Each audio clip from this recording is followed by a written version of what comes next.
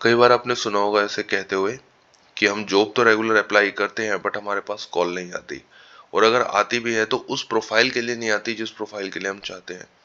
तो आइए आज इसी टॉपिक पर डिस्कस करते हैं।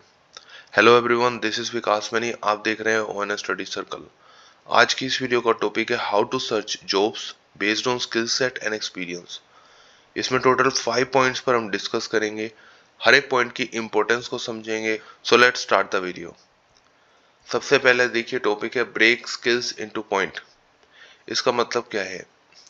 कोई भी जो जॉब प्रोफाइल है उसमें डिफरेंट डिफरेंट स्किल्स हो सकते हैं। जैसे अगर हम अकाउंटिंग की बात करें, वहां मेंशन हो सकता है कि आपको एक्सेल में एक स्ट्रॉन्ग ग्रिप होनी चाहिए, अकाउंटिंग की बेसिक नॉलेज होनी चाहिए, फाइनेंशियल स्टेटमेंट प्रिपरेशन, टैक्स से रिलेटेड उसमें मेंशन हो सकता है। तो जितने भी स्किल्स हैं आप देखेंगे कितने नंबर ऑफ स्किल्स वहां मेंशन किए गए हैं। उस पर्टिकुलर स्किल की क्या इंपॉर्टेंस है उस जॉब प्रोफाइल में, क्यों वो मेंशन है उस जॉब प्रोफाइल में, इसको समझ के आप इंपॉर्टेंस ऑफ स्किल्स डिसाइड कर सकते हैं कि एक पर्टिकुलर जॉब प्रोफाइल में किसी स्किल्स की क्या इंपॉर्टेंस है। इसको आप रैंक करें हाई, एवरेज, लो से, और फिर देखें आपके पास कौन से करंट स्किल्स हैं। और अगर कोई ऐसा स्किल्स है जो बहुत हाई इन डिमांड है और आपको उसकी एवरेज या फिर लो नॉलेज है, तो उसको एडजस्ट करने में, उस स्किल्स पर हाई नॉलेज लेने में कितना आपको टाइम लगेगा। इस तरह से आप इसको वर्क कर सकते हैं। नेक्स्ट पॉइंट है evaluation of market value of E skills. Meanwhile मैं आपसे रिक्वेस्ट करना चाहूंगा, अगर आपको हमारा एफर्ट्स पसंद आ रहे हैं तो इस वीडियो को लाइक और शेयर जरूर करें और हमें मोटिवेट करें इस चैनल को सब्सक्राइब करके। देखिए, बात करते हैं कि मार्केट स्किल्स के अकॉर्डिंग अपने आप को कैसे इवेल्युएट करें। सबसे पहले जितने भी स्किल्स हैं, जितनी भी नॉलेज है, उसको ब्रेक करें पॉइंट्स में। पहले हमने क्या करा था, जो जो प्रोफाइल था उसके स्किल्स को ब्रेक किया था।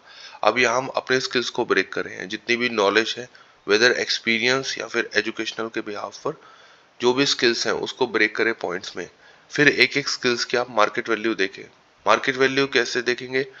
उस पर्टिकुलर स्किल्स की कितनी जॉब्स हैं, किस रेंज तक वो सैलरी ऑफर कर रही है, उसका एवरेज आउट करके आप मार्केट वैल्यू देख सकते हैं। और फिर आप देखें जो भी स्किल्स आपने लिखे हैं, जो भी स्किल्स, जो भी नॉलेज, उस पर आपकी कितनी कमांड है। इसको फर्दर रैंक करें स्ट्रॉन्ग, एवरेज, लो के कैटेगरी में, और फिर एक प्रेजेंटेशन मेथड बनाए उसको कंसिडर करते हुए। जैसे इसमें आपने देखा था कि जो जॉब प्रोफाइल्स है उसमें जो स्किल्स हैं उस वो आपने ब्रेक डाउन किया, और फिर यहाँ हमने अपने स्किल्स, अपनी नॉलेज को ब्रेक डाउन किया।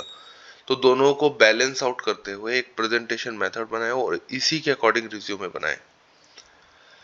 उसके बाद नेक्स्ट पॉइंट आता है update is to be based upon feedback and response. इसका मतलब क्या है?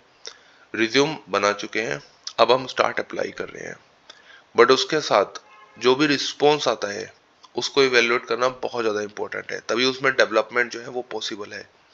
ये कैसे होगा? सबसे पहले देखिए कि किस तरह की कॉल्स आ रही हैं आपको।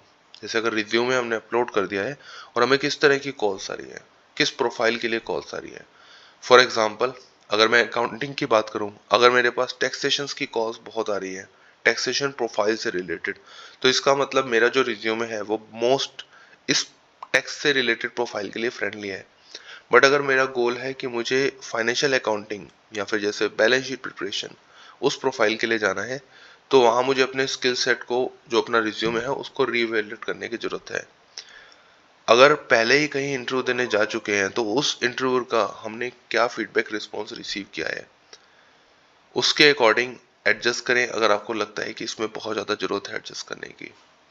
तो रिज्यूम जो है बनाना स्किल सेट को कंसिडर करके, और फिर उसमें रेगुलर डेवलपमेंट करना बहुत इंपॉर्टेंट है। उसके बाद नेक्स्ट पॉइंट आता है find keywords based on skills and demand. इसका मतलब क्या है? इसका मतलब ये है कि जैसे आज की डेट में हम देख रहे हैं कि जो भी एक प्रोफाइल है उसमें कुछ कीवर्ड्स होते हैं।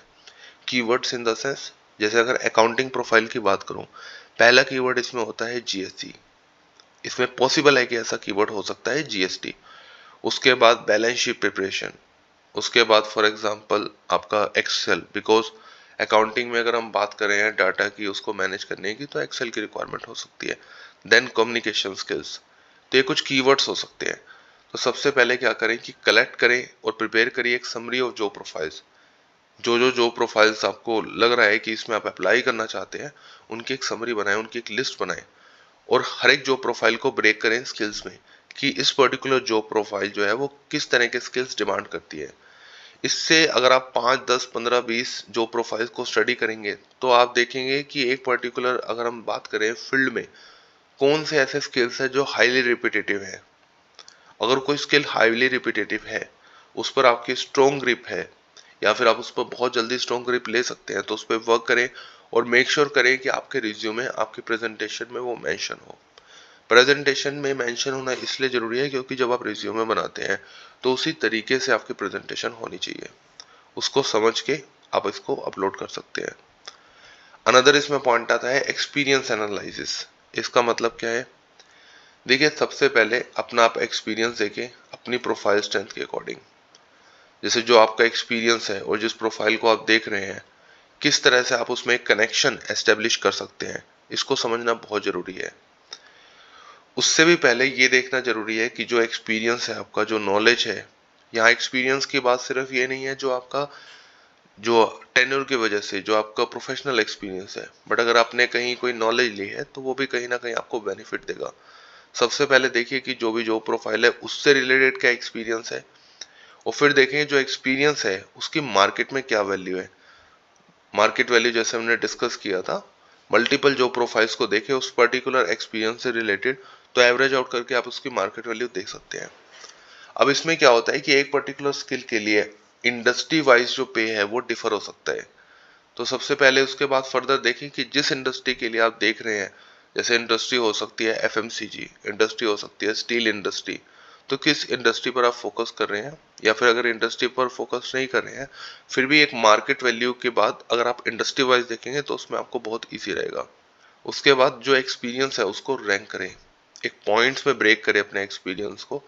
रैंक करना इसलिए बहुत जरूरी है क्योंकि जैसे हमारा जो एक्सपीरियंस है, मल्टीपल जो प्रोफाइल्स हमने स्टडी करी है, उससे क्या होगा, हमें पता लग जाए कि हमारा जो एक्सपीरियंस है उसको हमने पॉइंट्स में ब्रेक कर दिया, किस पर्टिकुलर पॉइंट की बहुत ज़्यादा डिमांड है मार्केट में, तो उसको आप सबसे ऊपर रखें जिससे आपके रिज्यूमे में आपके प्रेजेंटेशन में वो इजीली हाईलाइट हो जाए। और पॉइंट्स में ब्रेक करना इसलिए बहुत ज़्यादा इंपॉर्टेंट है क्योंकि जब आप पॉइंट्स में चीज़ों को देखते हैं तो उसमें बहुत कम टाइम में बहुत इफेक्टिवली आप चीज़ों को समझ सकते हैं। तो इसलिए वेदर आप एक्सपीरियंस की बात कर रहे हैं, स्किल सेट की बात कर रहे हैं, सभी को मेक श्योर करें कि आप पॉइंट्स में एक्सप्लेन करें। तो इस तरह से जब आप अपने रिज्यूम को बिल्ड करते हैं और फिर आप अप्लाई करते हैं और उसके साथ साथ आप उस पर डेवलपमेंट भी रेगुलर करते हैं, तो इससे जो जॉब सर्च करने का जो मेथड है, जो कॉल्स आने का, जो रिस्पॉन्स आने का मेथड है, डेफिनेटली उसमें बहुत ज़्यादा जंप आता है। I hope you like this video. Thanks for watching.